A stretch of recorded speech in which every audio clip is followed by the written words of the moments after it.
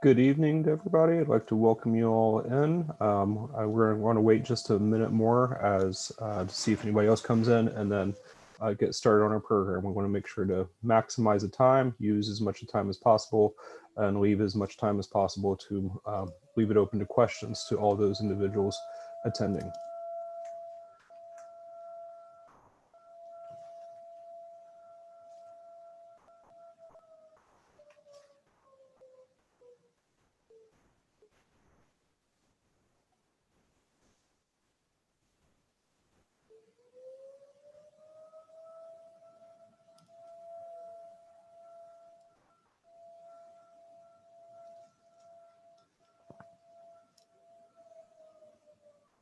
Since it is 7:03, I'm going to go ahead and get started. That way we can give our panelists enough time to speak, the Pannoni Engineering enough time to present the plan, and then also time for all residents to ask any questions that they have of the plan. So good evening to everybody in Lansdowne. I want to welcome you all to our public forum to discuss the proposed bicycle facilities plan for Lansdowne. To begin, I'd like to thank the following panelists for taking time out of their schedules to share their experiences with our community. So thank you for coming, County Council Member Elaine Schaefer. Thank you to Friends of Haverford Trails member Rich Kerr. Thank you from the County Planning Department, Steve Beckley, and from the Delaware Valley Regional Planning Commission, Cassidy Bullen, and also from the Greater Philadelphia Bicycle Coalition, Eric Hartman. We also appreciate the work of Pannoni Engineering for all of the work behind this presentation. And finally, we do appreciate on Lansdowne Borough Council and Mayor Tony Campuzano, we appreciate all the input and participation of the Lansdowne residents in this important planning stage for bicycle facilities. At this time, I'd like to turn it over to Joe Mastronardo, who's going to go over some ideas and about how to participate this evening.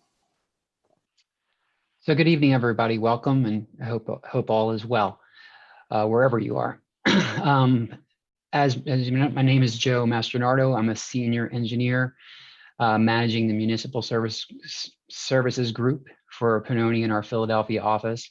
And as a resident of Delaware County and part of the Pannoni design team, I'm excited to discuss the planned bike facilities in Lansdowne Borough with you tonight. With the growing popularity of outdoor recreation, especially recently dealing with our current situation, there's an identifiable need to provide facilities for all forms of transportation that includes pedestrians, runners, joggers, and bicyclists. So in addition to our design team, as Council President Hoover already mentioned, we have assembled a panel that represents a cross-section of Lansdowne Borough, Delaware County, and the surrounding region, and to introduce how these bike facilities integrate into and benefit the local businesses and the residential community at large. So for the format tonight, here's a slide presenting some of our meeting details. And as much as we would have liked to be live and in person with you, we are quote unquote live in Zoom format, which does present some advantages where we're able to share our presentation and solicit feedback throughout our discussion tonight. The format will start off with the panelists presenting the project and discussing their experiences and background with bike facilities in general. During our presentation, using the Zoom controls, you can enter questions anytime into the Q&A located at the bottom of your, if you just click on the Q&A button at the bottom of your screen, you can enter a question at any time. At the end of the meeting, we'll try to reserve about 45 minutes or so to respond to these questions that were entered into the Q&A. So we ask, tonight the meeting is being recorded. Therefore, we ask you that you please stay on topic, be polite, and try to refrain from the use of rude or foul language in the Q&A or the chat. And try to keep all your questions in the Q&A and not in the chat, because we will be monitoring mostly Q&A, although some information may be presented through the chat tonight as well. If we don't get to all the questions, we will be posting this. The meeting will be recorded, as I said, and the questions and answers will be recorded and be available on the Borough website. And if anything does come to mind post-meeting, there will be a email address set up, lansdownebikelanes@lansdowneborough.com, where you can enter your questions, and we'll try to address them as it comes in. And that email address will be available and presented to you again throughout the slides. So, a little introduction of who we have with us tonight. Our design team from Pannoni is led by Debbie Ferraro. She manages our transportation group and in Philadelphia, and Mary Pat Tumulty, who is an avid biker and advocate responsible for managing this project. Our panel here is also here to discuss bike facility planning in general, including stakeholders from Lansdowne Borough, Delaware County, and the surrounding region. So representing the borough, we have Craig Totaro, our borough manager, and Benjamin Hover, the council president, and Tony Capizano, mayor. And they'll be interjecting throughout the presentation. Also from Delaware County, here with us tonight, we have County Councilman Elaine Schaefer, Eric Hartman from the Delaware County Bicycle Coalition, and Transportation Planner Stephen Beckley from the Delaware County Planning Department. And regionally, we're pleased to have with us Cassidy Boulin from Delaware Valley Regional Planning Commission, and Richard Kerr, bicycle and trail advocate from my home township, Haverford Township. Our agenda tonight starts with Craig Totaro, township manager, providing the background for the project and how far along we are in the design process, and a brief overview of the bike network. Next, we have a presentation and panel discussion from the bike facility planning panel. And we'll wrap up with a presentation by our Pannoni design team to drill down into the details and walk you through the planned treatments for specific streets and the network throughout the borough. So at this time, I'd like to turn it over to Township Manager, Mr. Totaro, to give you a brief overview of the project.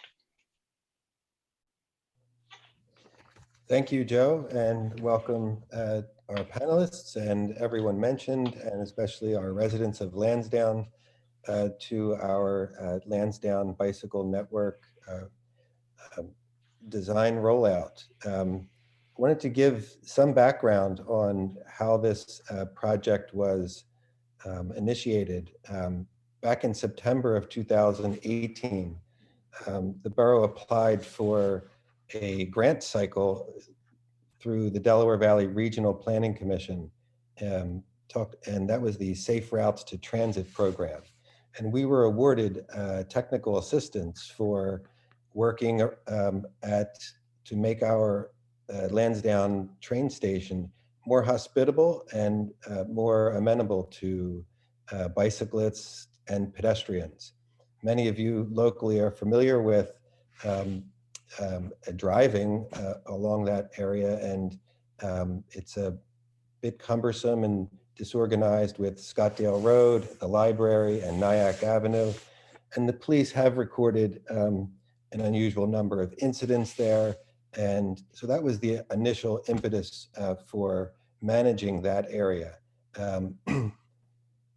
So from that came a set of recommendations having to do with working around that, as well as this network that would facilitate more ridership and more non-automobile trips to and from the station. So also from that, we were connected with PennDOT through the PennDOT Connects program. And this is a streamlined technical assistance to incorporate bicycle facilities into PennDOT projects. So we have taken action to approve PennDOT and authorize them to install bicycle lanes when they do their paving, which is in the next year or two along Lansdowne Avenue. That will run from the bridge south to Fairview Avenue. That'll be bicycle lanes on both sides of the street.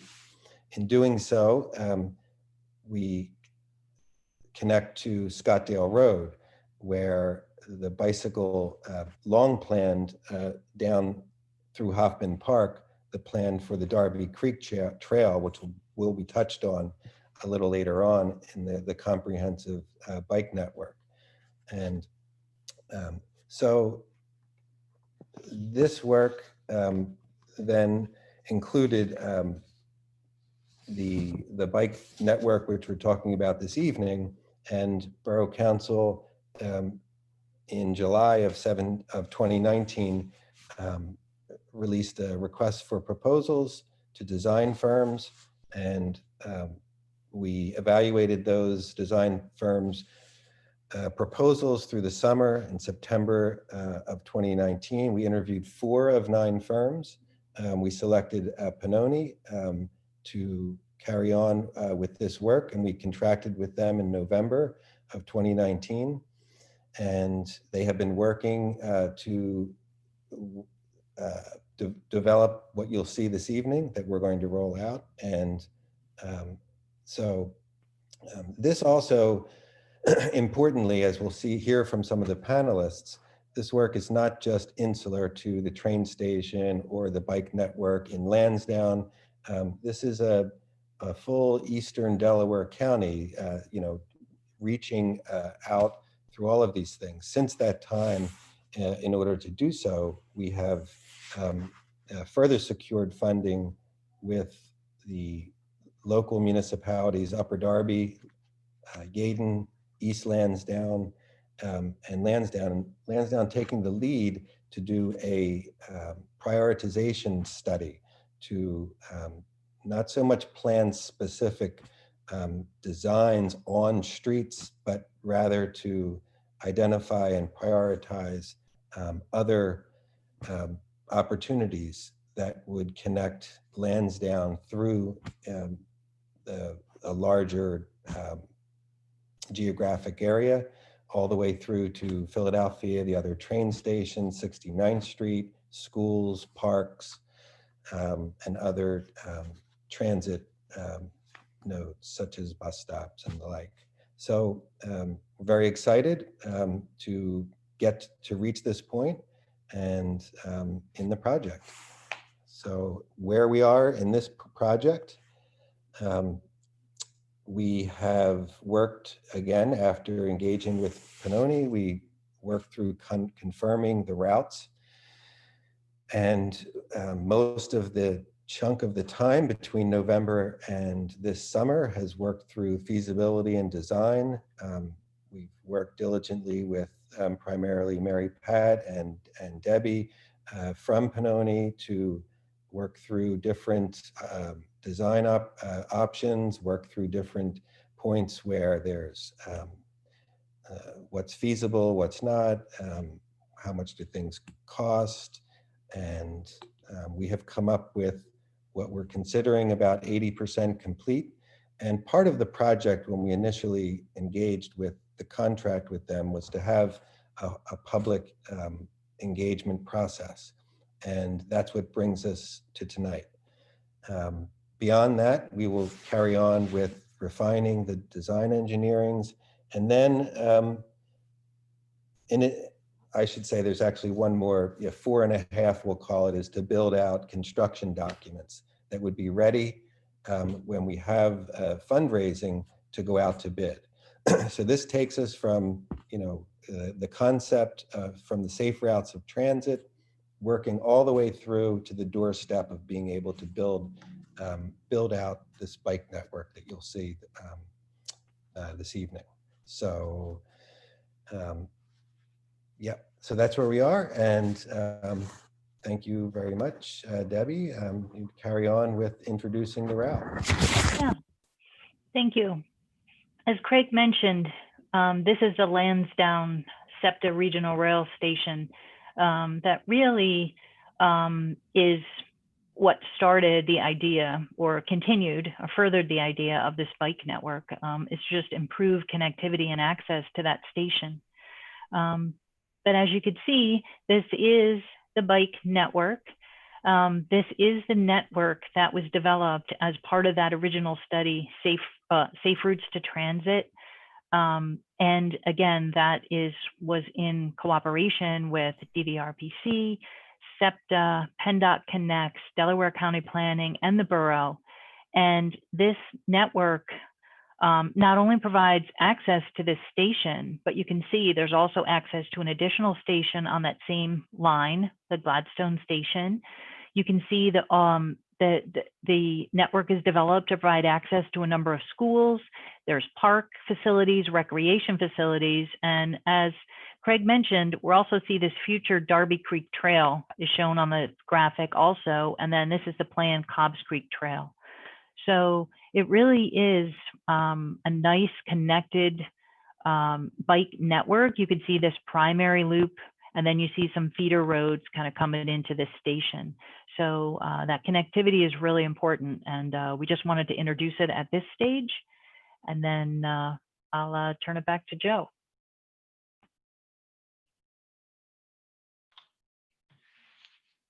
Thanks. At this time, I think we'll go to our panelists, and we'll start regionally, and to kind of give a little bit more of a background of what's been happening in Lansdowne Borough and in the region. So Cassidy Boulin from Delaware Valley Regional Planning Commission, would you like to start?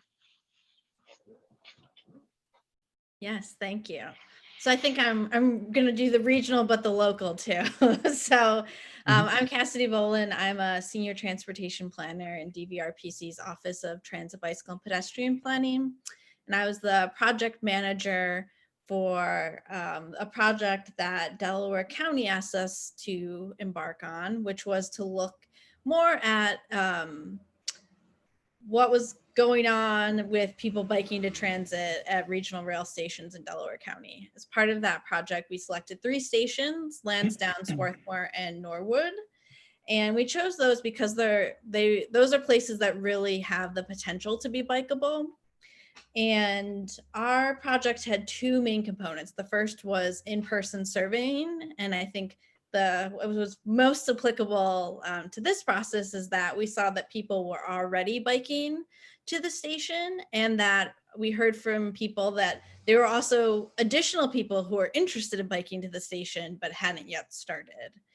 And also we asked non-bikers about some of their views about biking, and stick with me on this one, but 72% of people disagreed or strongly disagreed with the statement that bike lanes take up space that would be better used for other things. So the takeaways are people already bike to the station, even more people are interested in biking to the station, and even people who don't think that bike lanes are a good use of the public space. And the second part of our project was to develop a feasible, really practical bike network that would get people to the station. And we really wanted those to be safe and comfortable types of facilities. And for those recommendations, we used a mix of things that you'll hear more about, but that have been used in other places in the region already. So, we've seen some of these examples in media, Westchester, Swarthmore, different types. They've used these different types of facilities in their municipalities already. But what you'll hear about today's plan, and I think what's really exciting about it, is that it is a full network. This is something that you can use to get around the municipality, to get to downtown, to get to schools, all the things that have been mentioned. And it's not just a one-off bike lane to nowhere. And I think we've really seen during COVID how important it is to have options and how to get around, both for transportation and for recreation.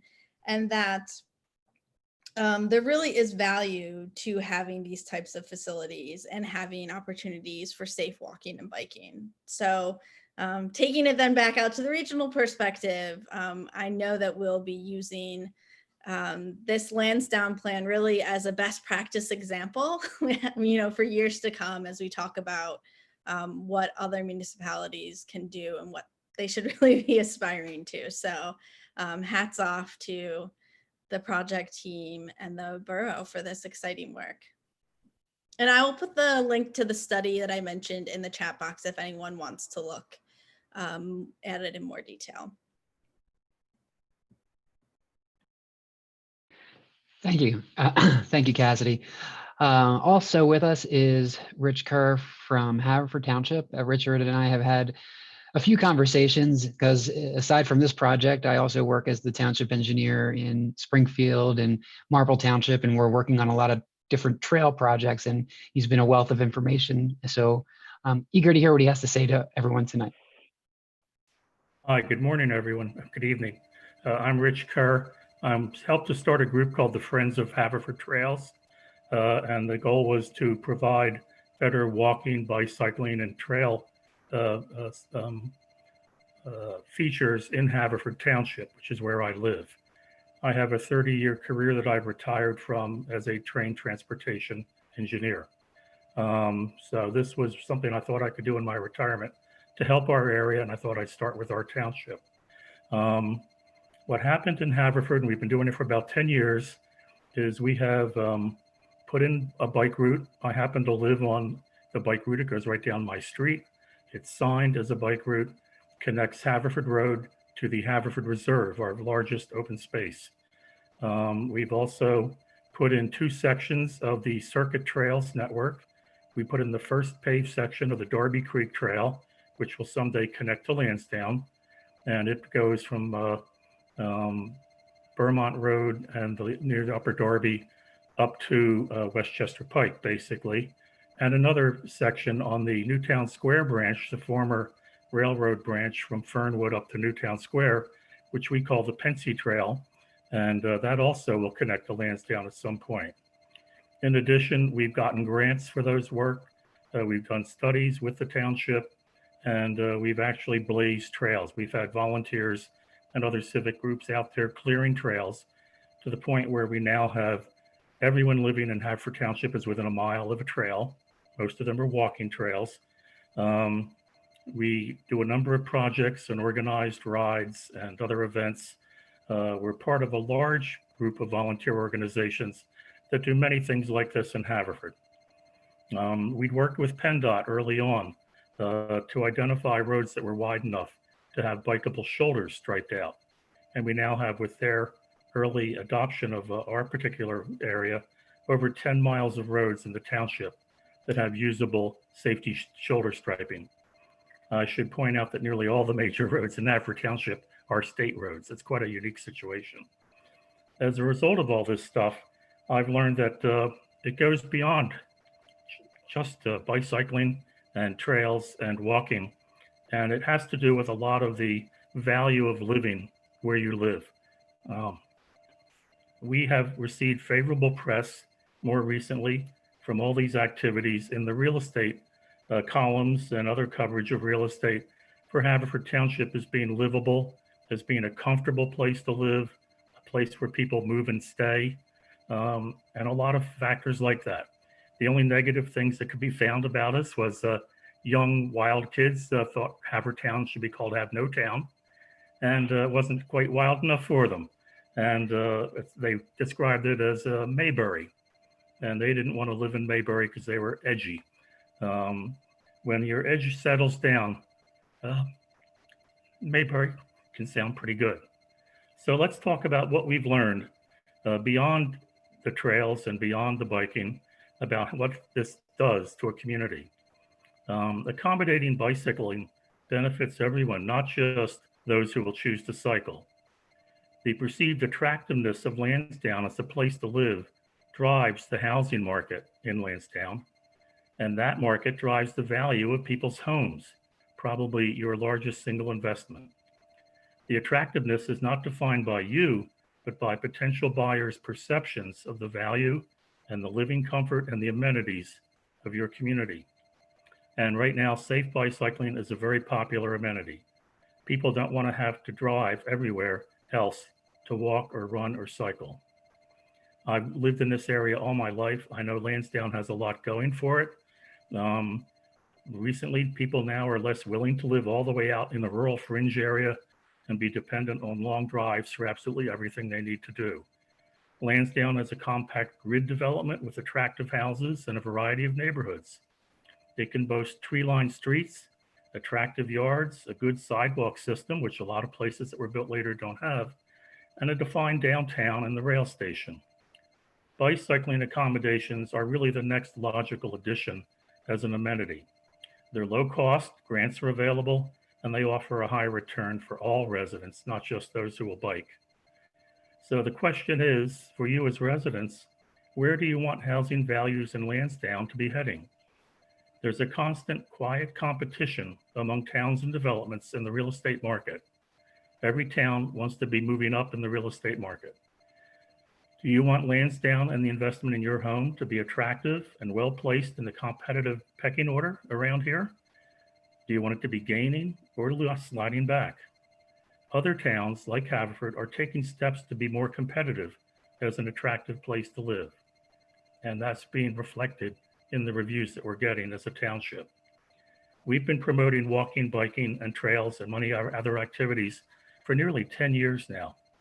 And the real estate market has noticed that. So that's my position on this speech tonight, is to let you know the bigger implications of what it means to make your community more livable for you and more attractive for those who might want to move into Lansdowne in the future. Thanks.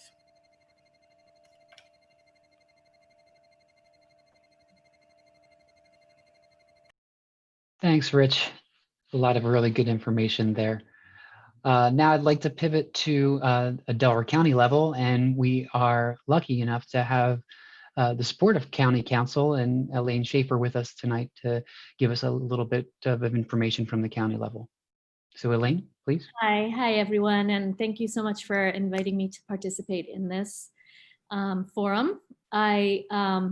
I'm on County Council, but my day job, I am the director of a nonprofit called Schuylkill River Greenways, and we build and maintain and promote the Schuylkill River Trail. So I live and breathe trails all day long. I am also a member of the steering committee of the Circuit Trail Coalition. And I was a commissioner in Radnor Township for 8 years, and we brought in a trail into Radnor that really changed the whole nature of our township. It really became one of our go-to features. So I lived through that process many years ago. So I give you all this background to just let you know where I'm coming from. This is my world, and this is really right up my alley.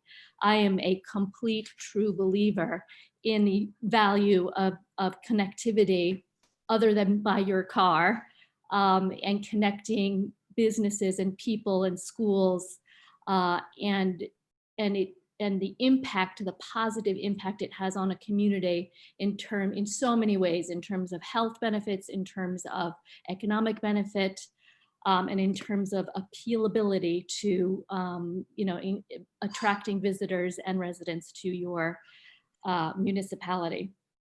I just want to say that Rich mentioned the economic value it brings to your real estate, and as probably everyone on this panel is aware, several years ago there was an economic study done on the economic value of open space and trails, and it was in the whole region.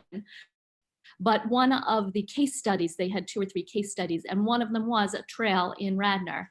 And it showed, and this is several years ago, we're redoing it now, but several years ago, that trail, when it went into Radnor, and that trail is just 2.5 miles, sort of not connected to anything. So it's just plopped down 2.5 miles, that the before and after of when that trail went in, all of the properties within a half-mile radius of that trail went up by an average of $69,000. So you can just extrapolate, the value that these trails and connected spaces bring to your community in terms of your investments in your number one financial asset. I can't underscore that more. I do want to just touch upon the commitment of Delco and Council to really investing in this. We have some incredibly good planning. You're going to hear from Steve Beckley, I believe, who is our Open Space and Trails director in Delaware County. And over the years, we have done some really excellent planning. However, in the past, we have not done a lot of investing and implementing. So this is so excited to be a part of this, to see a municipality implementing something that's advocated in one of those trails. But this council that has just taken control of Delaware County in January, we are completely committed to putting the investment towards these efforts that has not been invested in before. One of the first things we're doing, we have put out an RFP and we are hiring a full-time consultant to come in, supplementing our staff and getting some of our open space programming and trails programming up and running and helping us identify long-term the staffing we need and the structure that we need to have a more robust program. One of the things that they will be establishing is a regional trail alliance. Rich Kerr and his cohorts have for many, many years had an annual trail group get together, and that's very helpful, but we want that to happen on a more regular basis and have some resources so that we can coordinate regionally within our whole county where we put our resources in terms of making this network happen. So I just want to say I'm really thrilled to be here. This is the way we bring economic vitality and economic development into our towns is we improve the quality of life and trails and connectivity and bike paths. It's the way you do it. And it's a great way to start. It's, in the relative scheme of things, you get a lot of bang for your buck in putting bike lanes and trails as opposed to putting in, a new development. And it brings development. People want to live near and work near trails, and they want to be able to ride their bike and walk safely. So that's about it. And I'm looking forward to hearing the rest of this discussion. Thank you so much. It is always beneficial to have, these trails for pedestrians, trails for bikes. It's just, and it is difficult to put it into an urbanized area, but if we can do it, it's always good to try to find a way. And we thank County Council for supporting that. Next, let's go to Steve Backley from the Planning Department to give a little bit of a perspective from Delaware County as well. Good evening. My name is Steve Beckley, and I'm the Open Space and Trails Manager at the Delaware County Planning Department, where I've worked for the last 20 years. I can give a little background on the planning background from the county level and give sort of a timeline of a lot of the plans that went into the Darby Creek Trail. But first, let me just say that we do have a comprehensive plan at the county, and it does have open space and trail, greenway elements, and transportation planning element. And main thing that we do in those plans that we want to prioritize a trail network countywide and a complete streets network countywide that will connect to and feed into each other. My work focuses more on the trail network planning, so that's what I'm going to focus on right now. I can say that there was a plan in 1987, first in 1987, called the Darby Creek Stream Valley Park Master Plan, and that was it was following the 1980s County Darby Creek Stream Valley Acquisition Initiative, and that followed conservation priorities laid out in the 1978 County Open Space and Recreation Study. The master plan's route encompassed 6 municipalities aiming for a 5 mile multi-use trail that was from Upper Darby, the Drexel Hill area, Alden, Lansdowne, Clifton Heights, Yeadon, and into Darby Borough, all along the Darby Creek. In 2009, and that was many years later, that plan was still largely unimplemented, and we decided within a larger effort of a greenway plan for the Darby Creek watershed to update and revise that Darby Creek Stream Valley Park Master Plan trail. But that larger watershed-wide plan discussed many opportunities for trails in eastern Delaware County in general, Lansdowne and the 5 municipality area and well beyond. And then in 2015 was when we adopted the countywide Greenway Plan. That was one of the volumes of the Open Space and Greenway Plan, an element of the comprehensive plan. That profiled the Darby Creek Stream Valley Park Trail as one of the 25 countywide primary trails in the countywide network, and folded in recommendations and analysis done in the Darby Creek Watershed Greenway Plan. So the countywide Greenway plan shows the regional and the county connectivity significance of the Darby Creek Trail. I'll say a little bit more about the Circuit Regional Trail, since that was brought up a little before. That's the Greater Philadelphia connected network of trails. A coalition of regional stakeholders has their own criteria for what qualifies as a circuit trail, and they approve which existing and planned trails can have circuit status. And that makes them eligible for certain funding and given higher priority. Most, but not all, of the county primary trails are in the circuit, and the Darby Creek Trail in Lansdowne is in fact part of the circuit. In 2018, the county opened the Darby Creek Trail Phase 1, which is just a little upstream from Kent County Park in Drexel Hill to the Swedish Cabin, and that's about a 1 mile trail. Phase 2 is currently under design, and that will connect the gap from Phase 1 to the Lansdowne Gateway Trail along Scottdale Road and Darby Creek.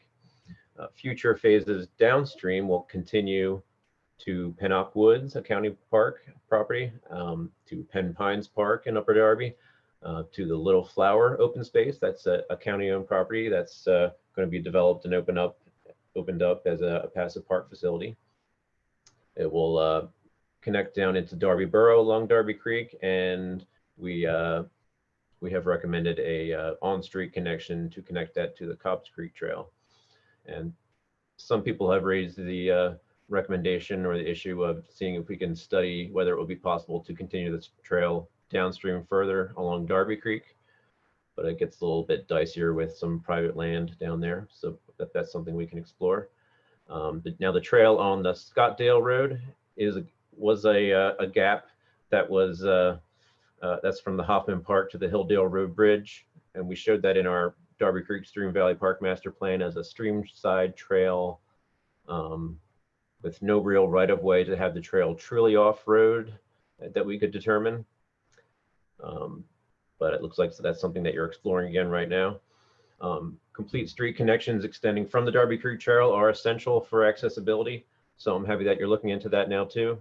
To the north upstream, beyond the Swedish Cabin North, phases are being planned by Upper Darby, Haverford, and Radnor Townships. So it's possible someday you could see a multi-use trail extending all the way to Radnor and even beyond into Valley Forge.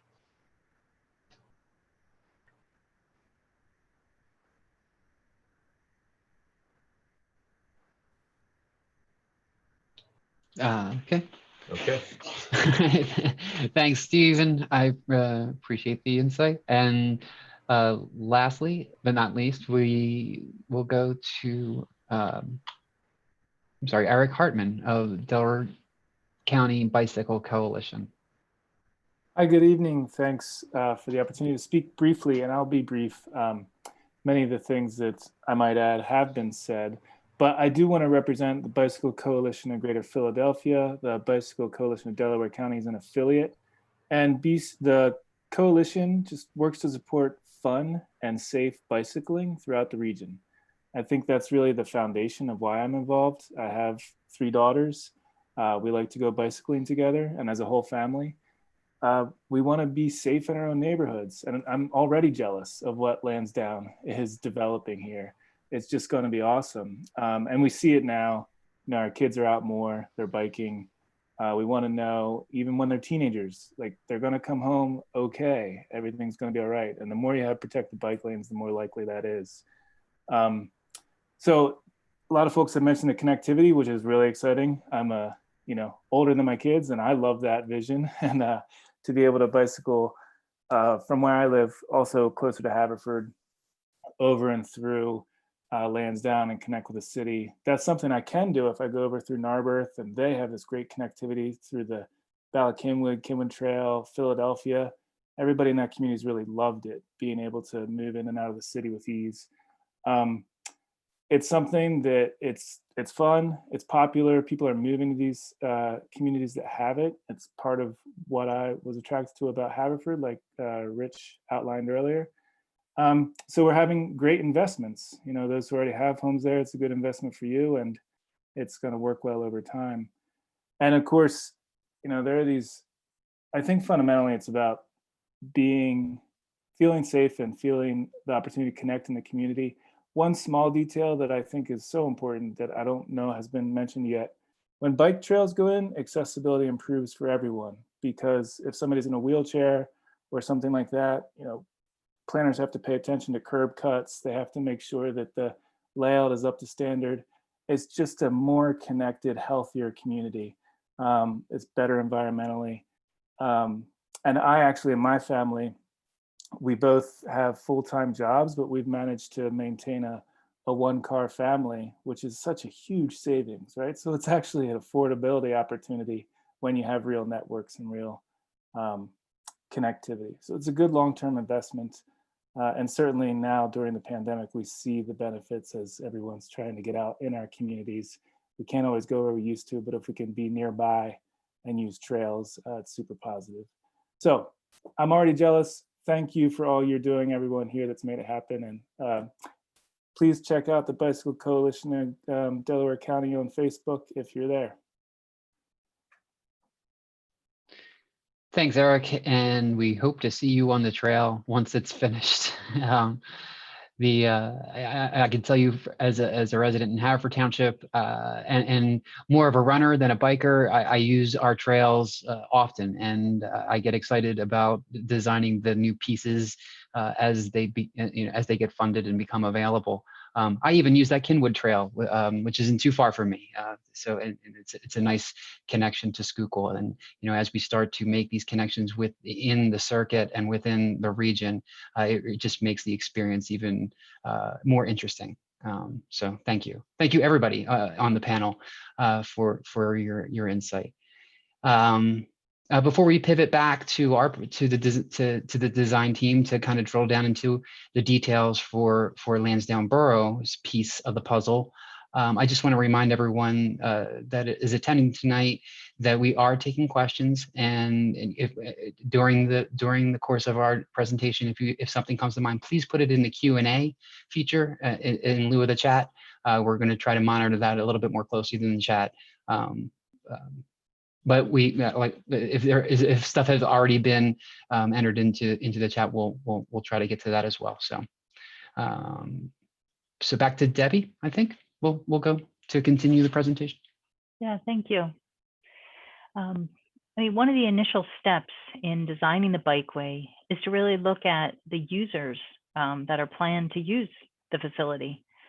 And this exhibit was developed by FHWA. And it summarizes some categories that the bicyclists can be put in based on their skill level. So as you could see, most of the population falls into this category where they're really interested in using bike lanes and in biking, but they're not comfortable with all facilities. And there are some facilities that they really need the comfort level to use.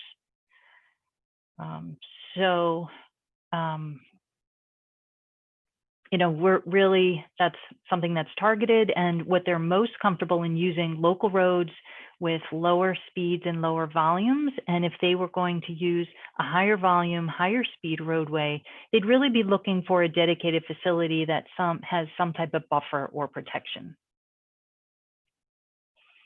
So in looking at this design, we touched on some of these things already. But I think the first thing is that the facility and the treatments that are identified really are looking to improve safety, but also apply and address that comfort level for bikers. And that's really of all ages and all skill levels. And also, I know Eric just touched on this, but when we are designing the treatments and making those decisions on how they fit into the roadways, we really are applying those complete streets principles that we are addressing all users of the roadway, which not only include vehicles and bikes, but also pedestrians and transit. And it really is that complete streets design that as a result, we see traffic calming as one of the benefits of just that complete streets design once that roadway is upgraded. So again, I'd like to introduce some of these, what we're calling high quality bike network treatments. and just introduce them now, and then in some of the slides we're going to go through them in greater detail. So the first thing, one of the treatments is that recommended is, again, dedicated bike lanes, and they're mostly targeted on local streets, low volume, just with enough width to be able to develop them. Second one, again, is on busier streets. Really, we're looking at dedicated bike lanes, but they should be buffered so the biker has some level of protection and separation from traffic. Another consideration, again, is the bike network really is on local streets, but a lot of those streets really cross busier, some of the busier network roadways. And so those crossings really have to design in a safe manner so that we have that continuity through those intersections. And also there are some cases with constraints that do not allow for dedicated bike lanes. And on those, we are proposing some shared, we call them sharrows, and we'll go into a little more details on that. This is the study area again, and I think it is helpful to go through some of the roadways and the design of the roadways that make up this study area. A lot of times you want to touch on roadways. They're grouped into classifications based on their function. And what I'm showing is local streets, and primarily their function obviously is access to the adjacent land use. And you could see the bike network, most of the bike network is made up of these local streets. They have lower volumes, lower speeds, and you could see Greenwood Avenue through this, really provides access to some of the schools. Scottdale Road on the network provides access to some of those recreation facilities. And then looking at the roadways, we also see we have two, we call them collector roadways. And really the purpose of collector roadways is access to the adjacent land use, but they also, you could tell by the name, they also provide a route to a destination or to a higher volume roadway. So Wycombe Avenue through the study area is classified as a collector roadway. It has a little bit higher volume, and then this Stewart Avenue. Through the study area, we also have two arterial streets, Baltimore Avenue and Lansdowne Avenue, and they really provide regional access and higher volume, multi-lane. And the road network is not designated along those routes, but the road network does cross in some areas, and that's what I was just referring to, designing those safe crossings just through those arterial streets. As Craig pointed out, Lansdowne Avenue is an arterial roadway, and PennDOT, as part of the PennDOT project, will be implementing bike lanes on Lansdowne Avenue because it is such an important connector roadway to that SEPTA station. And looking at the treatments, again, that classification of the roadway is something that we consider. There's a number of other factors we consider in recommending treatments. They include speeds on the roadway, the physical and operational characteristics, which really is just the width of the roadway and some other traffic controls at some of the intersections, things like that. We also look at parking usage along the roadway, the presence of driveways and curb cuts, and all of those factor into the decision of what's recommended for a treatment. So you can see this is the bike network. We have a number of shared bike lanes shown in the light green, and you can see a lot of them are in this town center along Nyack and along Madison, where we just don't have the width to put in a dedicated bike lane. But there through the town center, we find that the speeds are pretty low anyway, and so a biker using that lane, wouldn't be traveling at such a significant speed difference from vehicles. You can see that Scottdale Road also, we have some shared bike lanes along there that we'll go into in a little more detail. And if we look through, we're again, implementing conventional bike lanes wherever possible. And these are all on local streets that have the adequate width. And then again, buffered bike lanes would be the third treatment. You could see this is that collector roadway we talked about on Wycombe, also Lansdowne Avenue, and then this Scottdale Road, will have a portion that's converted to one way. So the vehicles will only travel in one direction, but we're allowing two directional traffic on the bike lane. So this is actually, because of that, this is a contraflow bike lane, and we do provide some of that separation because the vehicles are traveling in the opposite direction.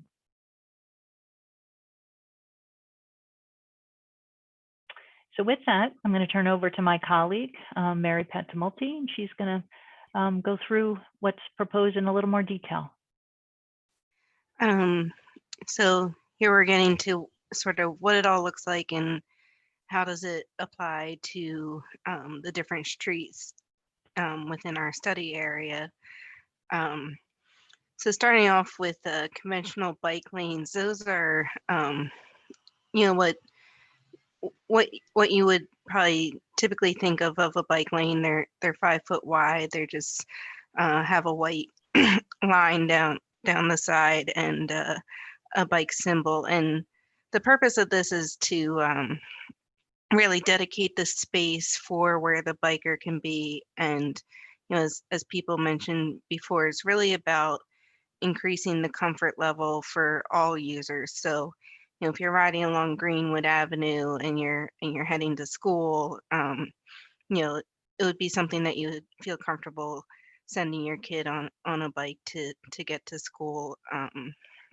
When we decided which roads to put this in, some of the roads are too narrow to put this in, but where there's wider roads that allow for the space, where some of the residences have more driveways and longer driveways, we are recommending to swap out the parking with these bike lanes and really give the space to bikers to use that area. So get them off the sidewalk and get them out of the way where they might be conflicting with cars going at a faster speed.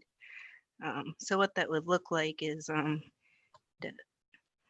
so this is a rendering of what it might look like on Greenwood, and really this is what it can kind of visualize what it might look like on Eldon and the wider parts of Highland, and there's also portions of Scottdale that near Lansdowne that will also get this treatment.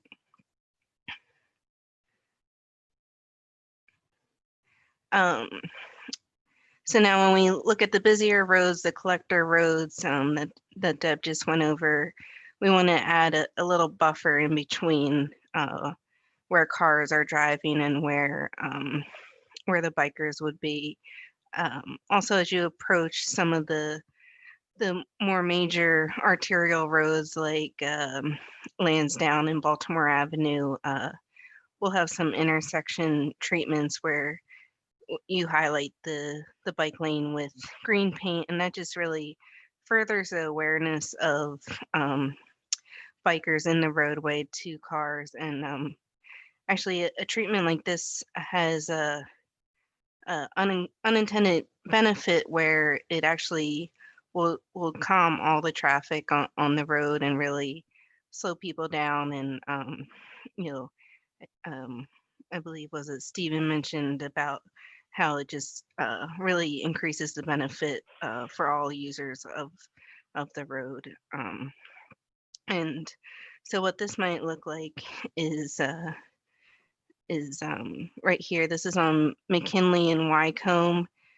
Right now there's a municipal parking lot there right now. And the borough has plans to convert that lot into a tot lot playground. So again, if you're trying to get places with your family, you want to go by bike, it's about increasing the comfort level, where maybe you might not go on a family bike ride along Wycombe as it is. when you have the option of the bike lane, you'll feel more comfortable getting to these different destinations around the borough.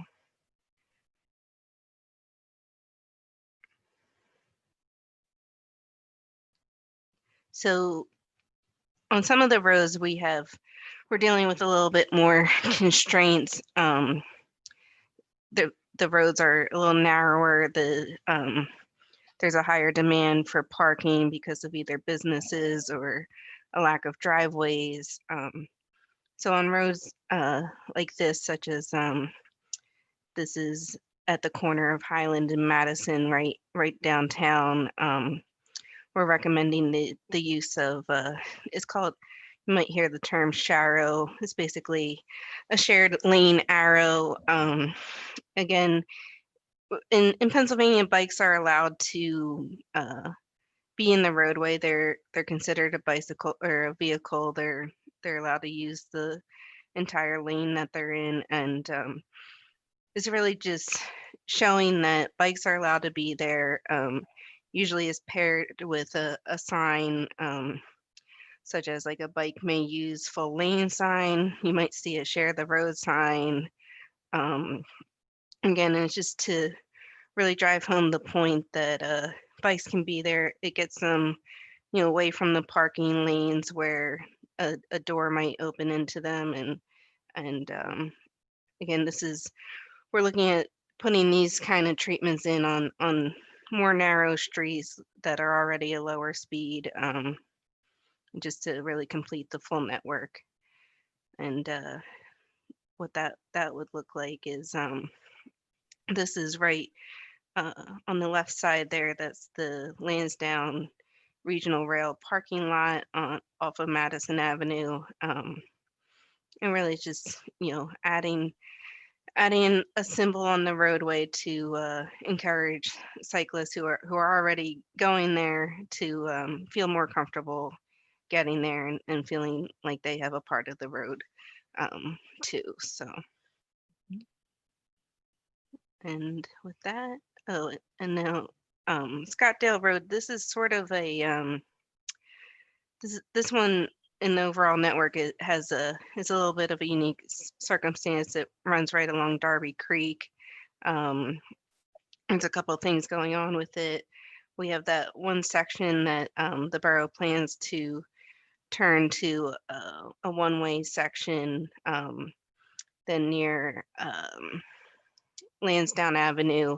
It's a little wider, more similar to what I showed you on Greenwood, where it can accommodate a conventional bike lane, and then closer to Baltimore and near Hoffman Park, where you still want to have two-way traffic to get to those apartment buildings and to the park. There's a trail that runs adjacent to it that's a little on the narrow side, so we're recommending to put more sharrows in the roadway just to really make it comfortable for all users of the road. And then probably the most interesting aspect of Scottdale Road is the one-way section, where it's one way for car traffic and bikers who are going in the same direction as the vehicles. They would get that sharrow treatment I just showed you, and then cyclists who are coming in the opposite direction where the cars aren't allowed to travel, they would get basically is a buffered bike lane, but since it goes the opposite way, it's called a contraflow lane. And that just really when it was a two-way road, it's a little narrow for two-way cars to go through, and now when it becomes a one-way, it becomes a little bit wider. And it's really about helps slow down the traffic, helps let cars know that bikes are going to be on this road, and just really make it a nice little recreational connection route to the Darby Creek Trail or to a Hoffman Park, and really just complete that network. And so this is sort of what you might see out there once it's installed, where you have the yellow line for the bikes going the opposite way, and then the sharrow marking for for the bikers going with the cars. So I think with that, Deb.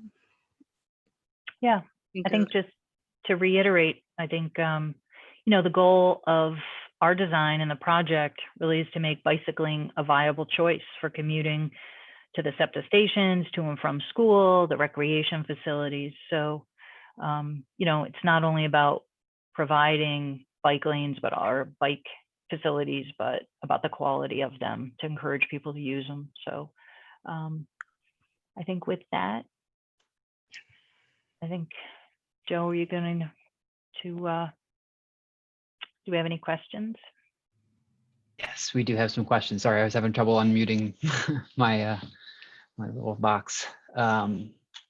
So yeah, let's go to Q&A, and again, I'll just remind everyone that we're going to take questions strictly in the Q&A. So if you want to ask a question, please press the button and type it into the Q&A feature on Zoom. We're not taking live questions, so if you have a hand raised, we're trying to be a little bit more organized and keep things in the Q&A if possible. So I guess to start, there's a number of questions about parking. It seems to be a common thread we have about 45 questions at this point. So let's just start talking about how parking would be affected, and I think we should maybe keep that with the design team to start. So Okay. Debbie or Mary Pat. I can take that. So essentially on the roads that we have shown in this brighter green, on Eldon, Greenwood, portion of Highland, that's where we're recommending that the parking be replaced with those conventional bike lanes. We chose that based on the amount of driveways that we observed and the width of the roadway to accommodate that it was wide enough to accommodate two-way vehicular traffic with a two-way dedicated bike lanes. And then on Wycombe, that would also need parking removed to accommodate for that buffered bike lane. We did observe that Wycombe didn't seem to have as much parking happening there, which is why we're recommending to swap that out with the buffered bike lane. And then where you see the more muted green, where we're proposing the shared bike lanes, we're recommending for those blocks for the parking to be kept. Okay. And I think, Craig, you can correct me if I'm wrong, but we'll probably also publish this presentation, and on those last few slides I went through, that also summarizes the exact segments where we're recommending to switch the parking over to a bike facility. Mm-hmm. Yeah, it's a good summary. Yeah. We also have a question from an anonymous attendee about the connectivity might bring some negatives, projections for crime rates, or possibly increased homeless presence for Lansdowne once the trails are built. And anecdotally, I talking to police chiefs in Delaware County and even in Radnor Township, I believe, when bike lanes were put in, crime rates actually went down, according to them. Not that it makes things safer. I just think maybe psychologically it just makes a difference. So I don't know if the panelists that have experiences with lanes or walking trails or whatnot in their area can kind of speak to that. I can speak to that from my perspective in Haverford. We put a trail along Darby Creek. The year before it was funded, but the year before it was going to be built, we joined with the Darby Creek Valley Association in doing a creek cleanup, their annual program. And we got a lot of dump stuff out of the trail right of way and out of the creek itself. And the second year, we signed up again to do a trail cleanup. And the co-chairman and I of Friends of Haverford Trails walked the creek and found no trash at all. We found people with bags. They would take trash bags with them on their walk and clean up the trail on their own. There were guys collecting bottles and cans on their own, just out of their civic nature. When we did the Pensy Trail, which went behind people's backyards, people weren't happy about it originally. Now they're happy with it. Their housing values have gone up. And what we told every one of them was, it's already a place where people are hanging out. It's overgrown. And the difference between now and years previously is everybody has a cell phone now that walks on the trail. And if they see something they don't like, they call the police. And we had 2 young kids walk by as we were doing a community cleanup, creating the trail, actually taking machetes and hacking out growth. They said, "Oh man, you're ruining this place." And we looked at each other and said, "Yes, that's exactly what we want. We want to get rid of the stuff that people were dumping there, and the cases of beer and bottles and the rain-soaked sofas that were hiding in the woods. And they're all gone. We find the same thing when streets are more active with people on the street and not just buzzing through in their cars. It's safer. You have many more eyes on the street. I would Thanks. just completely concur with Rich. That's been my experience every time. Almost every community in which we go for our feasibility study and steering committee, we get this concern. And universally, when trails come in, they bring crime down.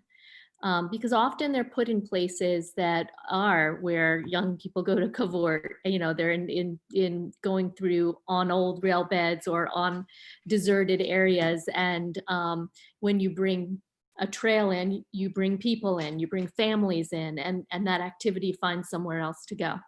And if you are a person who likes to see research and studies, I would direct you to the Rails to Trails Conservancy site. And they have an appendix with all sorts of research, and they have study after study of crime rates in all over the country, actually, of crime rates before and after major trails went in. So if you like numbers and stats, that's a good place to go look. Thank you so much. Next question is probably best for the design team. Is there the ability, I'm paraphrasing a question from Benjamin Bullock about connectivity to the school. Is there a way that the trails can be extended to the schools to encourage students to have healthy lifestyle choices?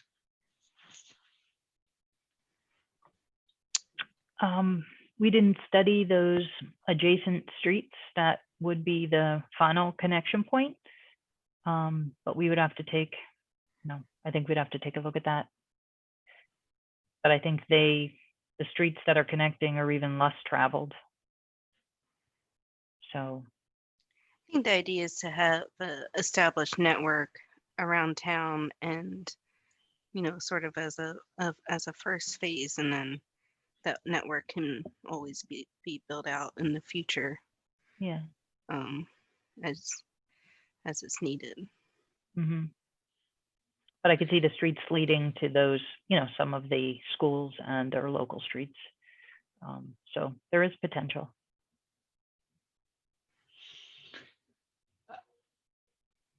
Next question comes from Terry Tyler, and it's about parking on the streets again, but this is more geared towards the borough. There may not be a direct answer for this, but the question is about residents in Lansdowne who have permits for street parking on their cars. Would they be ticketed at night if parked on the street, and what to do about visitors? I'll take that, and I would say that part of what we're looking at is what changes, if any, we would do with our parking ordinances, and what changes from this presentation on we need to go into the next stage of revision.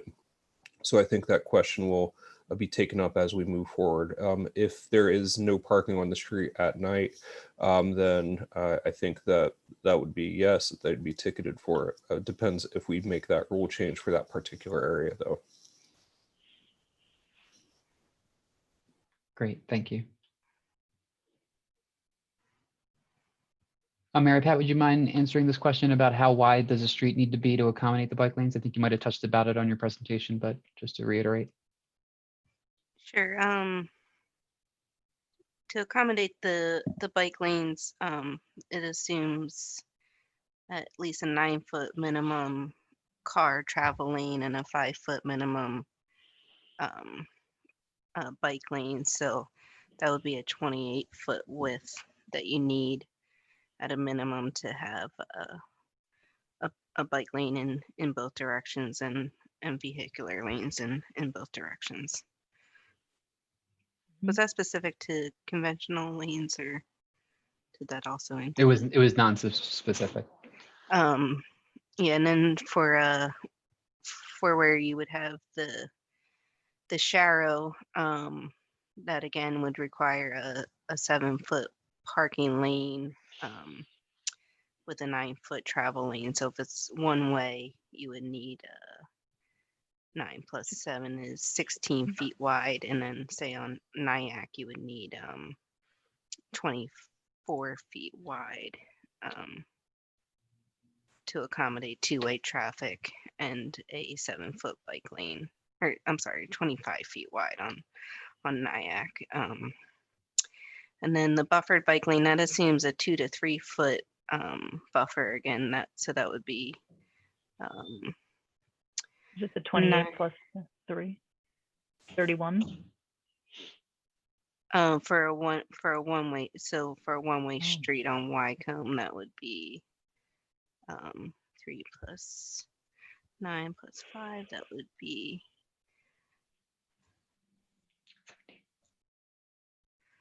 17 feet on Wycombe, and then Lansdowne.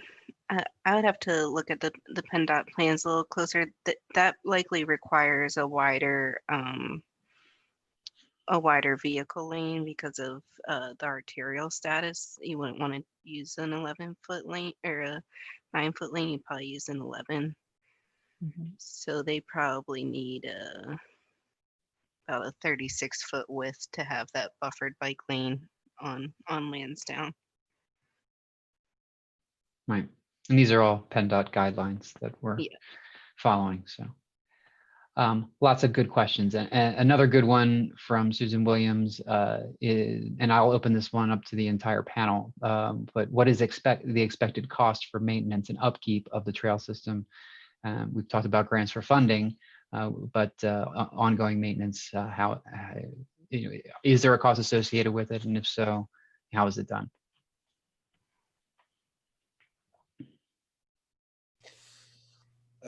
I'll take that. Generally, once the facilities are installed, the borough does receive funding for paving its streets, which when you restore a street, the paving funding, which is derived from a regional, a statewide gas tax, would pay for restriping,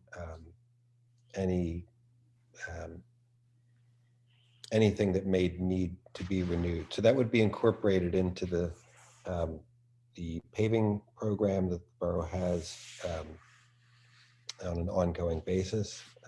Same thing with if a utility, for example, right now, Windermere Avenue would be fully paved. If we had bike lanes on that street, Aqua is doing work there. They're going to be paving the next week or two, and they would restore whatever they had, removed or damaged in their work. So there is an ongoing cycle of restoring street surfaces. Once bike lanes are in, they would be restored on a similar schedule.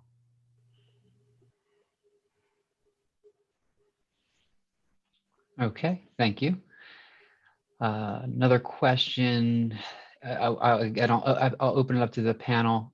and it's more talking regionally about connectivity to, this is from Marie Faber, sorry if I'm not saying her name right. But Lansdowne is part of a larger school district, William Penn, and since you mentioned the bike lane connects to the high school, I hope these bike lanes will continue through our neighboring boroughs. And I'm assuming this is just not just talking about schools, I was just about maybe talking about connectivity to the circuit in general. So if anybody can speak to that.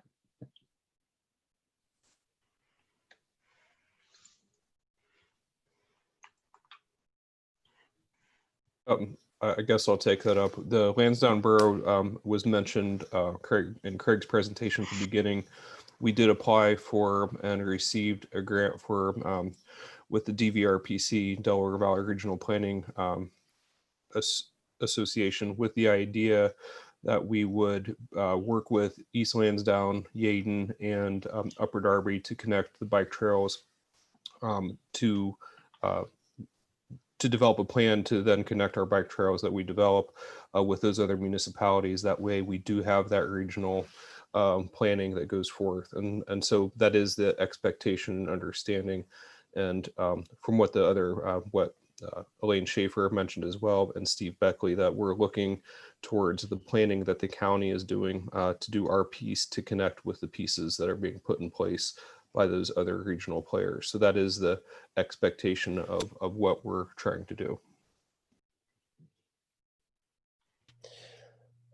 I would just add or illustrate what President Hover just said, just to echo it, but in a different way, that this neighborhood bike work network here, most of the effort that goes into the design portion of this is actually doing the work that Pannoni had done, the engineering part, where, as you hear Mary Pat talk about, streets have to be measured, a whole feasibility, you have to deal with crossing the different types of streets, from arterials to collectors, all those things have to be taken into consideration. The Eastern Delaware County work with the other municipalities will essentially identify these routes for the entire Eastern Delaware County. So it will get what you're looking at, it will identify optimal routes. A next step then over time is that these things would be prioritized in municipalities for when paving does happen at the state or the local level. There would be something already assessed, the concepts would be in place, and these would be more readily available to be incorporated into these plans as municipalities and the state go about resurfacing the streets. So we'll be doing that beginning soon through 2021. We'll be working with the other municipalities to do that identification work.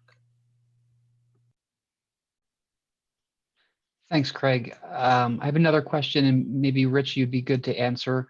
Are there any resources to educate riders on bike rules and maybe some family programs? Just want to make sure that drivers and cyclists know, their rights and privileges on the road.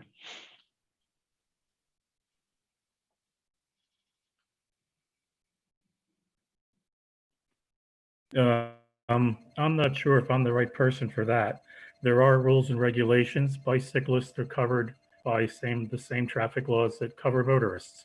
There are also provisions, sometimes unique to bicyclists. In many areas, for example, bicyclists are permitted to yield on a stop sign rather than have to stop physically, because then they lose their balance and have trouble pedaling again. In Pennsylvania, there's a 4-foot passing law now for bicyclists.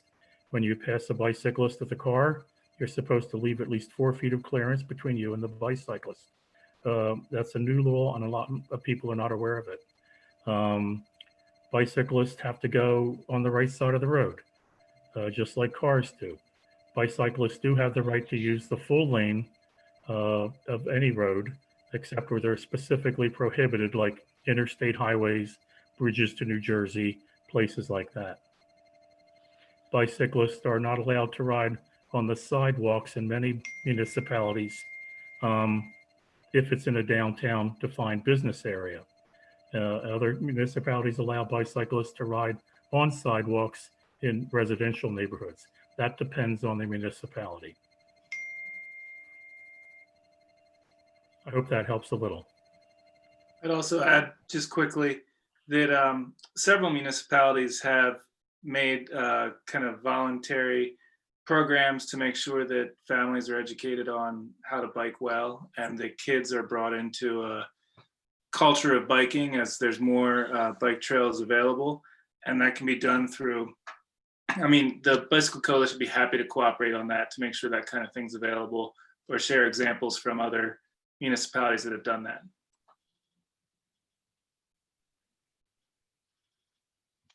Thank you, Eric and Rich. I'm skipping down to another good question about, and maybe this goes to borough officials about, because we might have touched, I think we touched on this in the very beginning of the presentation, about a needs assessment for the need or the utilization of bikes in the area. Does anybody want to maybe speak to, you know, the need to implement these bike lanes within the area? Some of the surveys that have been done.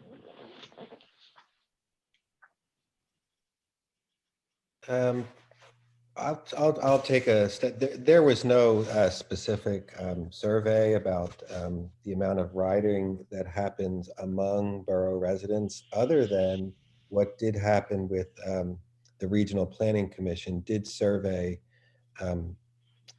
commuters as part of their study, train commuters about their interest and in the impediments around, you know, and if they were, and what their current mode of transport was to their train station, to and from.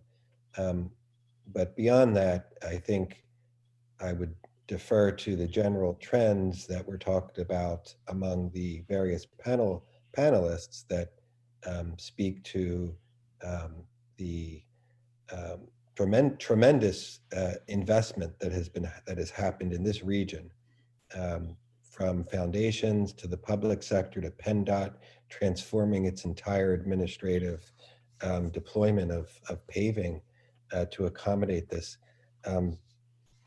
This is not something that is sort of, you know, a fad. This is far more of a long-term trend. I just say that from, you know, being exposed to this kind of planning documents and material, and listening to folks like the panel experts that we've had in here for quite a number of years. So I don't know if anyone else wants to add to that, but that is my just sense of, you know, answer that question. I have something just minor to add, just along those same lines. In that study, the Safe Routes to Transit, they did do an accident assessment. Again, it focused on the roadways leading to the train station, Lansdowne train station. But there was just a needs assessment, just looking at accidents and safety surrounding that station, which is a little bit different than, you know, a complete needs assessment for the township. But that I just wanted to mention that. And I'll say, as part of some before work for the PennDOT Connects project that will happen along Lansdowne Ave, we took some bike counts in June. And of course, it's not necessarily peak time for commuting, so we probably weren't collecting any commuters, and I'm sure someone's put in the chat that Lansdowne maybe is not the safest place or the place they would choose to ride now. So all of that in mind, there was about 20 people, the average per day.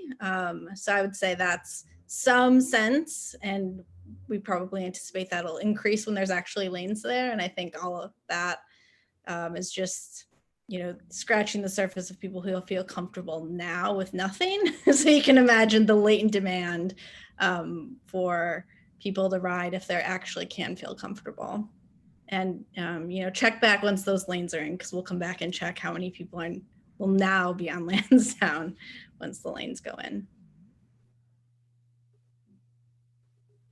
Thanks everybody on that one. I'm going to tie a couple of questions together here. One, I think we just might be good for our design team to circle back to Scottdale Road to kind of explain in which direction the one-way traffic will be traveling and how our or the proposed bike lanes provide some traffic calming because there is a concern about speeders not only on Scottdale but on Greenwood as well.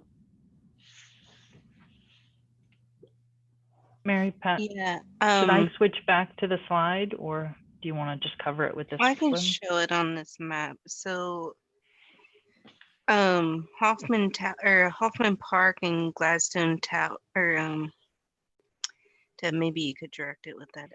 Can you see it? I'm here. Down by the Gladstone Railroad train station in Hoffman Park, is two-way up to that apartment building, the Gladstone Towers. That's right across from Hoffman Park, and then it's recommended to become a one-way street until you get to Knoll Street, going the direction heading towards Lansdowne Avenue. And that's part of a separate, almost a separate project to address cut-through traffic, right? Yeah, that's not, and maybe Craig could expand on, Craig or Ben could expand on that. It's this would our recommendations would complement that conversion. I think there's some safety concerns with speeds that people travel through there, and you know, some of the curves along there are more blind if you're coming from the one direction. But maybe Craig, do you have some of the history on how those limits were decided? How the speed limits were decided on Or Scottdale? how the limit of the one way? The limit of the one way is to the upper portion of Scottdale, right? That's what we're talking about. Mm-hmm. Yeah. So there is enough space along the steep hill part down to Knoll Street.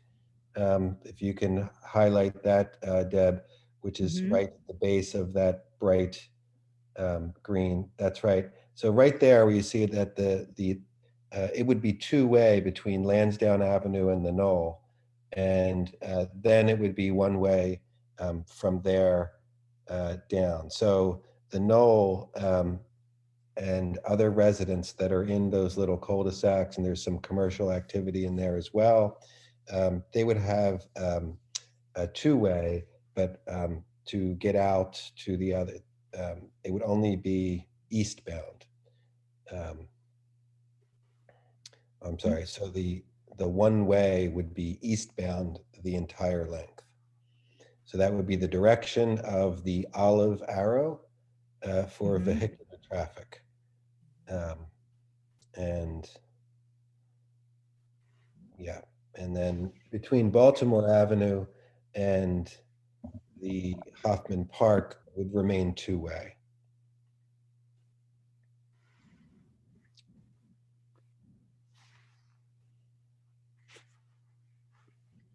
So I think, to reiterate, someone asked if you won't be able to make a right out of Knoll, you'd have to make a left. Correct.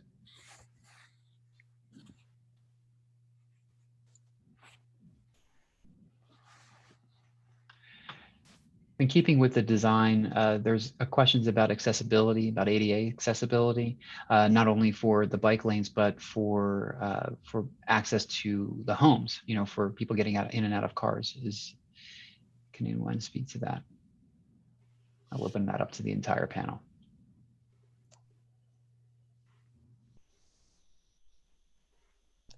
Yeah, what is maybe will the bike lanes change current ADA accessibility that is out there?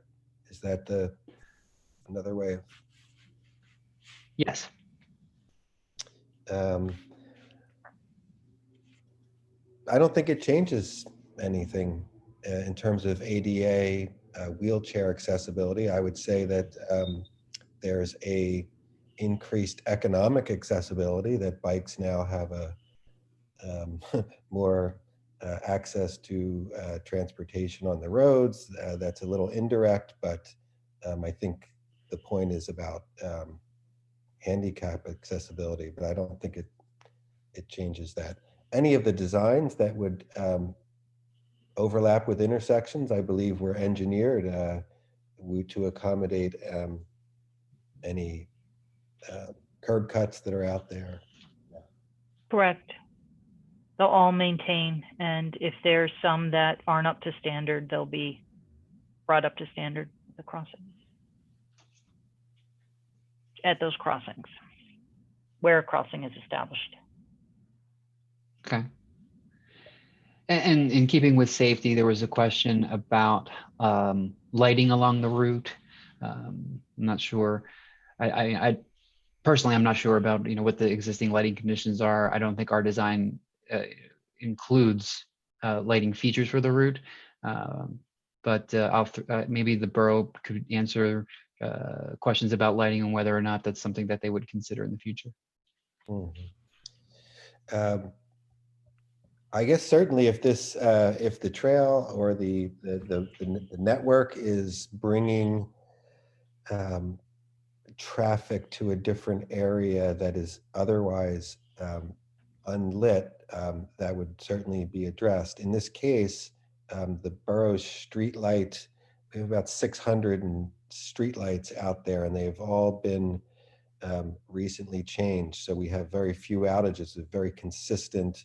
We actually did a planned project that was with the Regional Planning Commission, Cassidy's team, and we designed the lights so that they would better focus, if you will, on the streets. Mm-hmm. So the street light network that is there has been upgraded.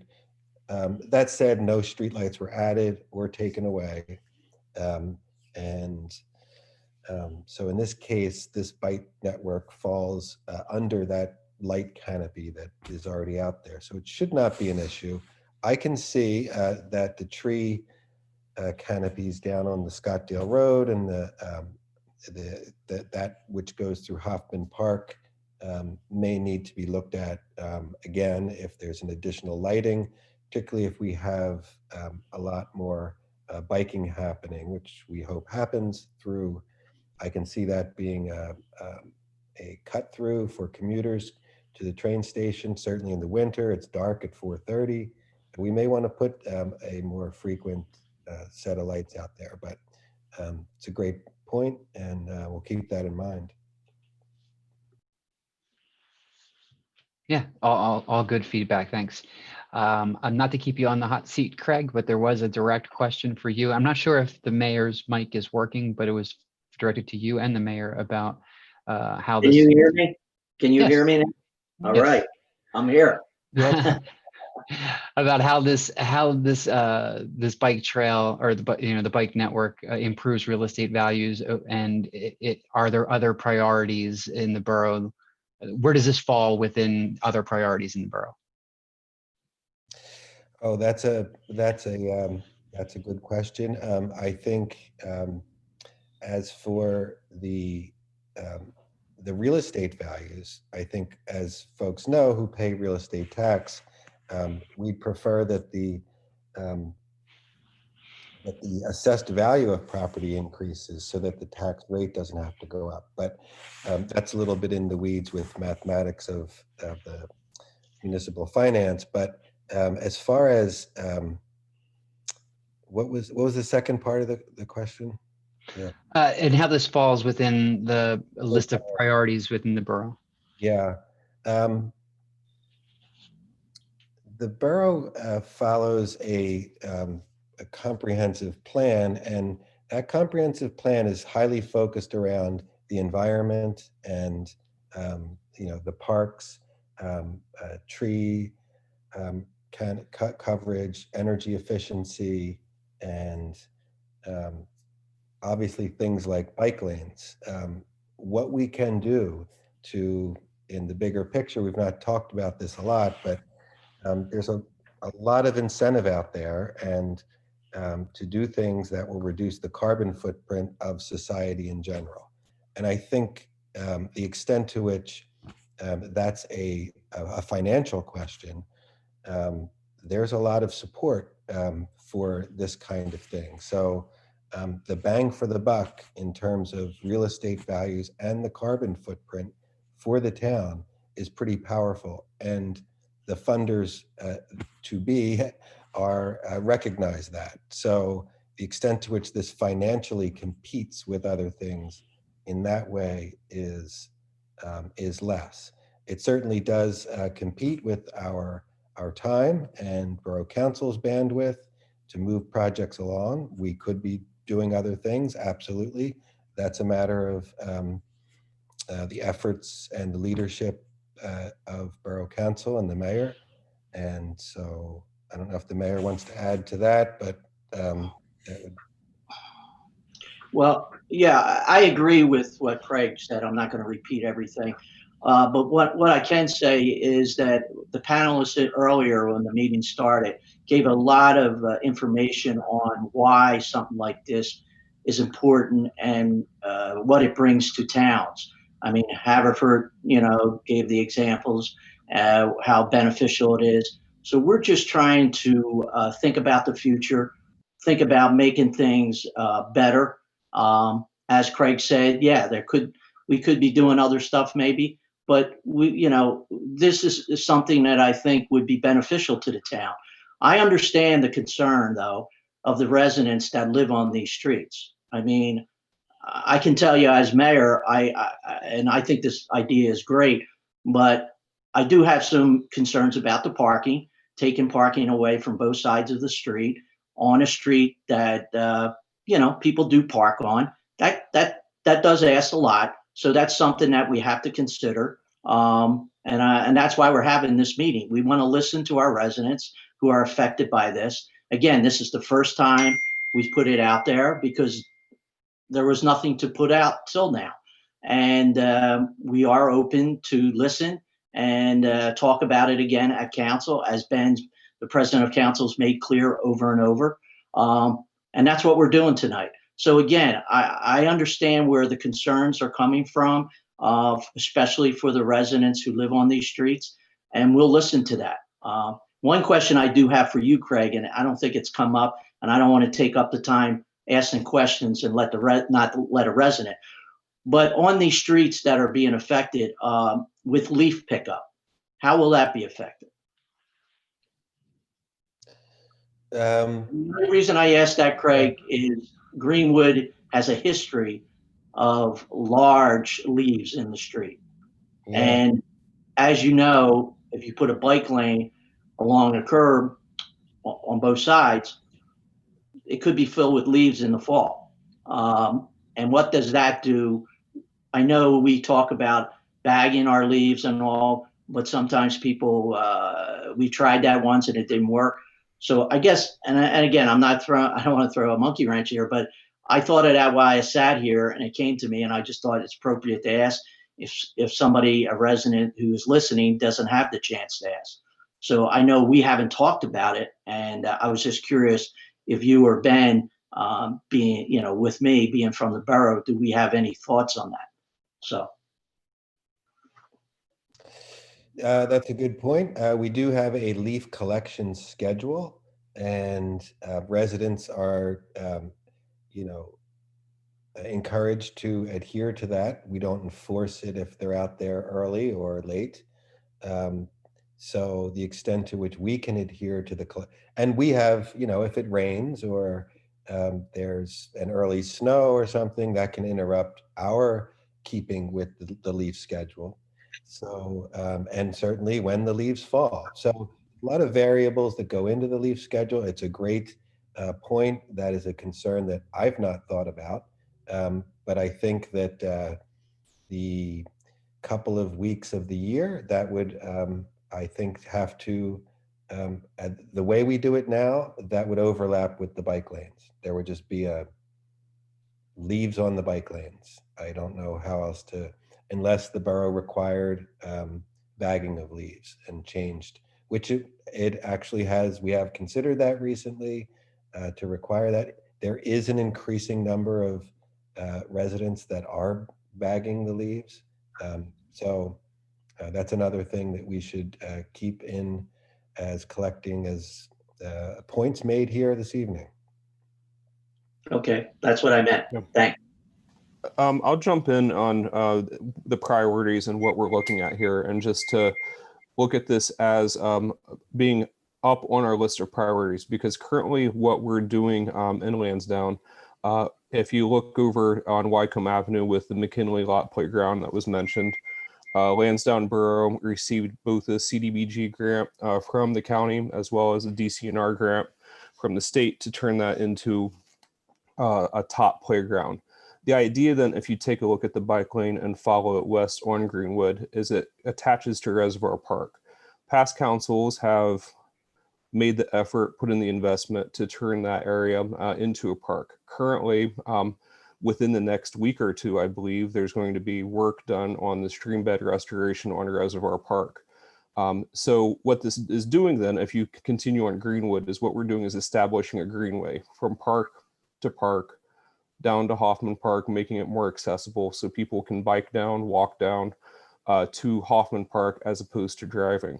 And so we're hitting upon something that Rich said about Lansdowne, is that Lansdowne is 1 square mile, but what we have within that square mile is a lot of open space, green space, park, and so we're opening up the entire borough into a recreational zone. So you have then this bike lane comes down into Hoffman Park, and you can actually make a full circuit and do a loop around Lansdowne on the created bike lanes that we have.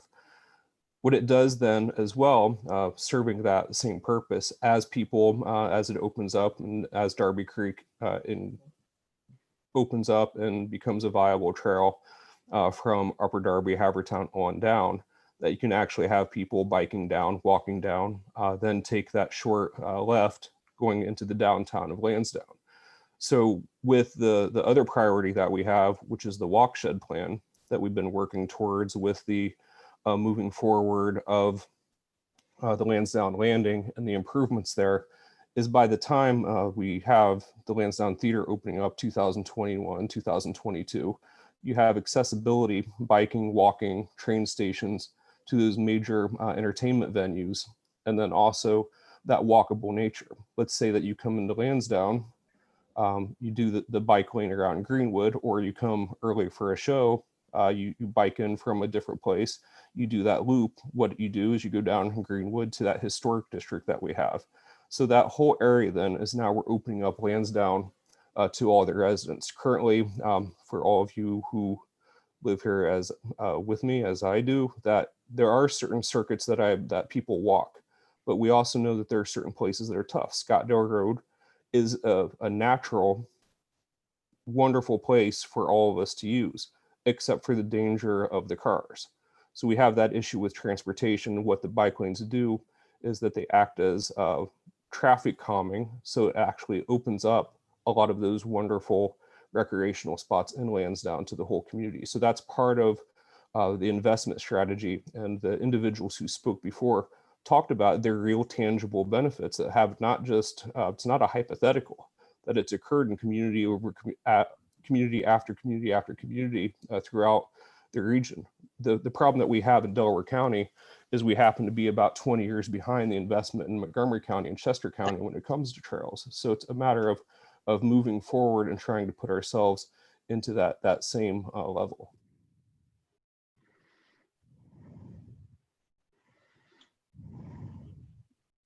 Thank you.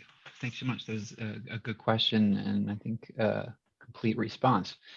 There's a number of questions, and this may be just something for our design team to consider as we move forward, but a number of questions about, I think it's the First Presbyterian Church at the corner of Lansdowne and Greenwood, and how this would affect their parking, and if accommodations could be made for their Sunday services, and how that would work integrated with bike lanes.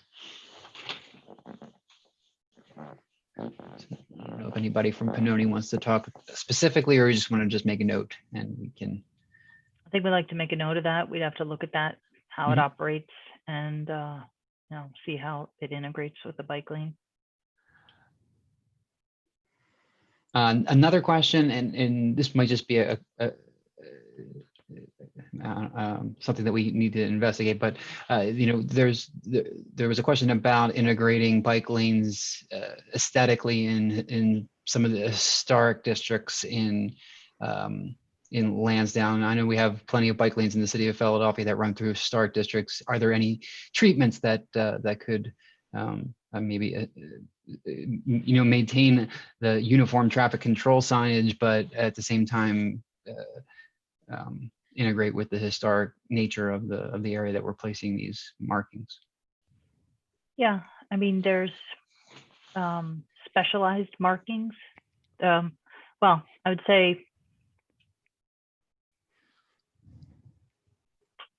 most likely we would still use the markings. It depends on if there's different surface treatments on the particular roadways. Because there's times when you can use surface treatment to demarc the bike lane so that it fits in.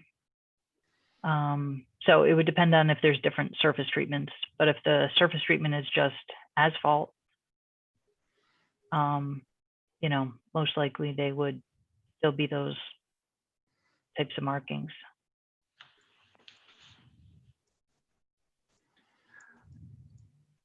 Depends on the pavement type. Sorry, keeping it general. Yeah, no, definitely. There's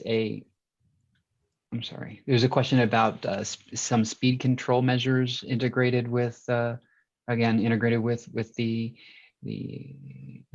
bike lanes, and I think whether it was said before or not, but I think the bike lanes themselves, present some perception of narrow travel lanes for vehicles, and does tend to slow traffic because of the presence of the bike lane itself on the road.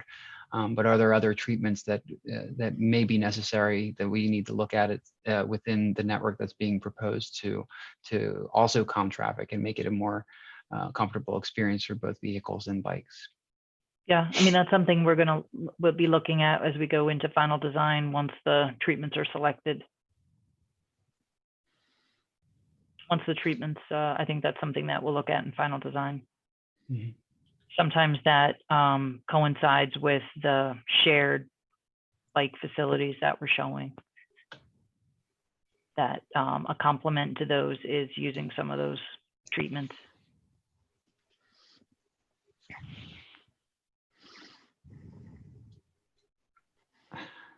I'm sorry, I'm still scrolling through some questions too.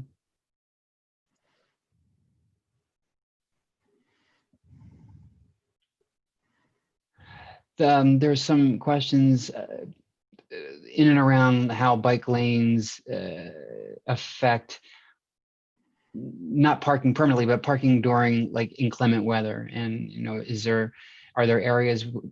I guess this is maybe more for the borough, because we did not look at this in our study. But are there areas that within the network that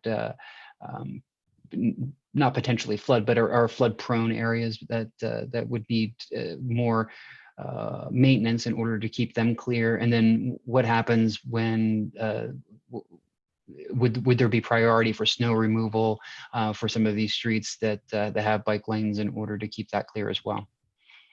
Not just for the bikes, but for the parking the remaining parking that would be available nearby. Anecdotally, my view of this is that there is no area that floods other than what we've experienced on Scottdale Road, which everyone is very familiar with, our August 1st flood. And that is a flood-prone area. That said, just as a note, that would not have flooded if the bridge did not dam up with all of the log and vegetation debris. Otherwise, there's no flooding issue that overlays with the map that has been here. There was in the curvy area of Wycombe Avenue, that was a area prone to flooding. About 3 years ago, the borough did a significant amount of stormwater piping work that has fixed that problem. And as far as plowing goes, there is, I think it's prudent. It's not a required or an ordinance, but it is prudent for vehicles to pull into the driveway when there is a snow, so that the roads can be plowed. So would these roads necessarily be plowed as a priority because they're bike lanes? Not necessarily.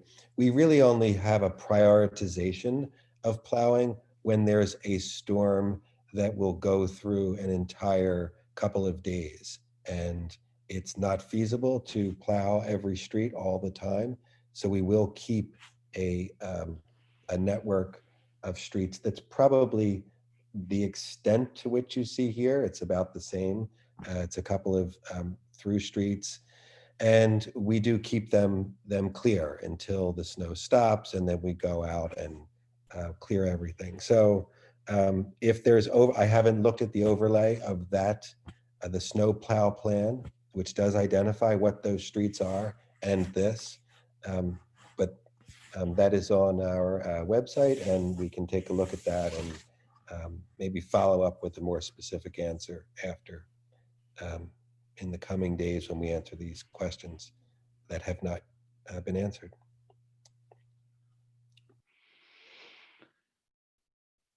Thanks, Craig. Another question, maybe both for the borough and for our design team. The PennDOT project across for Baltimore Avenue, and maybe even Cassidy can weigh in on this one. Is there any, are there any plans for visible crosswalks, or what makes, you know, how do they make, especially, and I think the one question is specific for Highland Avenue about, do we know any plans to make that a safe crossing? I can answer that.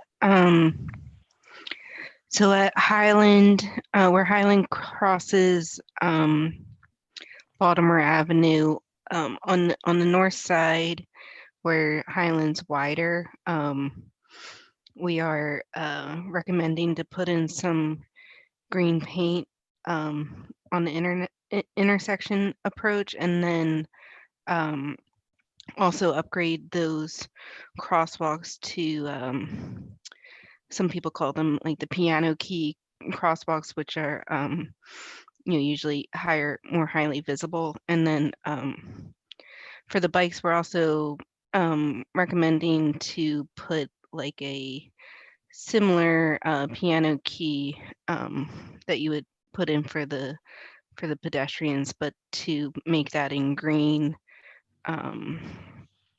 Make that in green for the bikes to also more safely cross there from South Highland to North Highland. Now, the use of green paint in the PennDOT right away and some of those improvements would need to be coordinated with PennDOT because Baltimore is a state route, but right now that's what we will be pursuing, probably also in addition to just inspecting that the right signs are there to alert drivers that there's a crosswalk approaching where there's no traffic light there. So Thanks, Mary Pat.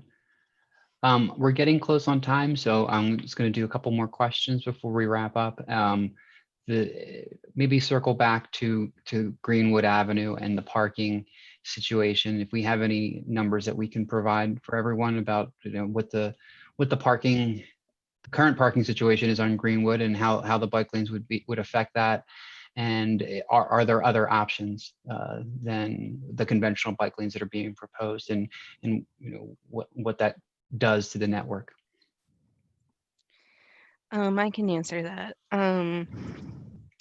So we took some rough estimates, accounting for, you know, the gaps with the driveways and how many cars you can fit in between those driveways, and just maximizing that out.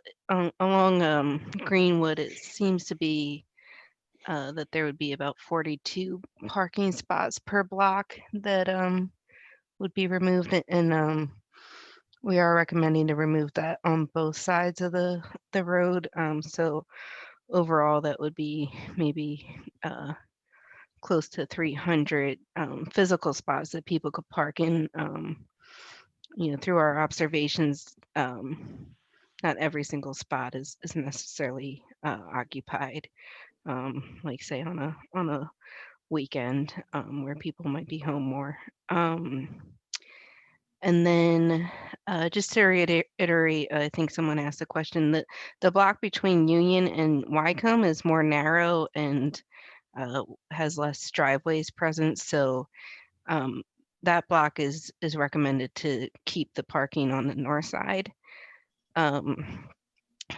And our intention with this is to really, when we talk about the high quality bike networks, the use of the Sharrow is at the bottom of the list of what is the most comfortable for bikers to use, because it is mixing bike traffic with vehicular traffic, which is why that was not our initial approach.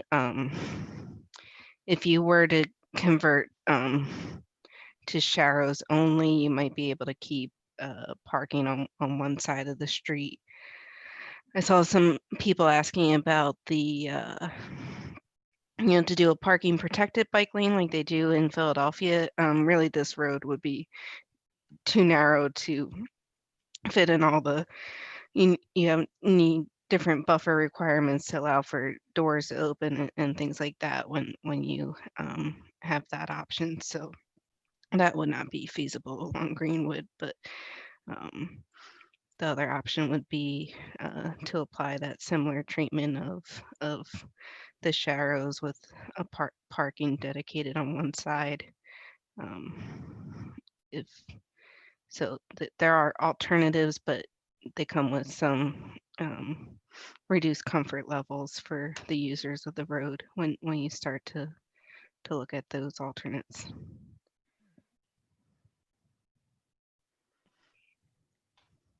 Thanks, Mary Pat. And I think this would be a good place to cut things off. I just want to remind I just want to thank everyone who attended tonight and presented questions in the Q&A. It was a very healthy discussion, and we appreciate all of your input. And all of it. And again, I think we go back to the beginning of our presentation where Craig had mentioned where we are in this design process. We are soliciting feedback, and it's very important to us, and it's important to the borough, so that that we can put forward a design that is beneficial to not only the bikers that are using, but also to the residents that live in the community and the businesses in the local business district as well. So either Mayor Tony or Councilman Hover, I think I'll let you say some final words before we go. Okay. Well, Ben, you had asked me to make a comment at the end. I'd be glad to, if that's all right. Absolutely, yes. Thank you, Mayor Tony. Thank you. First of all, I want to thank all the panelists for all the hard work in their presentation. It was a great job, very informative, very professional. I thank you for taking the time for that. I want to thank, though, the 50 or so residents who attended this meeting to give their input. It's very valuable and very appreciated. I see there was almost 100 questions presented tonight. Obviously, we didn't get anywhere near answering them all. So obviously, they're going to make copies so we can look at these, and we will look at them, I promise you. And we will discuss this at our next council meeting and go from there. Again, this is something that we've talked about for over a year, meaning back and forth. Myself and the Borough Council feel it would be an improvement to Lansdowne. but at the same time, we value what our residents feel, and we don't want to do something that would be detrimental to anything they value. So we're going to work hard to work together, and that's what makes a project like this successful. You got to work together, and we got to listen to everybody. You got to listen to both sides. So just know that your time was valuable tonight. It wasn't wasted. We're going to take all your input, and we're going to move forward as far as looking at that. So I appreciate all the time put in tonight. I appreciate the President Hover for his time putting this meeting together, and Borough Manager Craig Totaro. So again, thank you all, and we'll be talking about this again, I'm sure. So thank you. Good night.